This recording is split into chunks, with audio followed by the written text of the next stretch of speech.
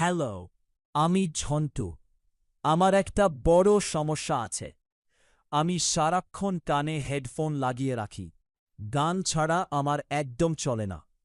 একদিন মা বলল, ঝন্টু, হাত ধুইয়ে খেতে আয়। কিন্তু আমি শুনলাম, ঝন্টু, নাচতে আয়। আমি কি করলাম জানো? প্লেটের সামনে দাঁড়িয়েই নাচ শুরু করে দিলাম।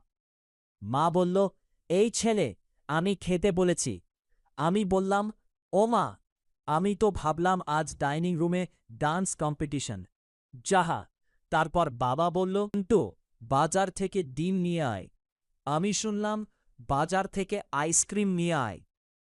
আমি এক দৌড়ে গিয়ে একটা বড় আইসক্রিম কিনে নিয়ে এলাম। বাবা বলল, ডিম কোথায়? আমি বললাম, হেডফোন পরেছিলাম, ডিমটা বোধহয় গান শুনতে শুনতে আইসক্রিম হয়ে গেছে। ও হো হো।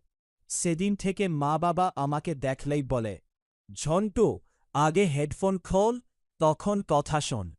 আর এখন গান শুনি ঠিকই, কিন্তু আগে হেডফোন খুলে নেই, নইলে আবার ডিমের বদলে আইসক্রিম নিয়ে আসব।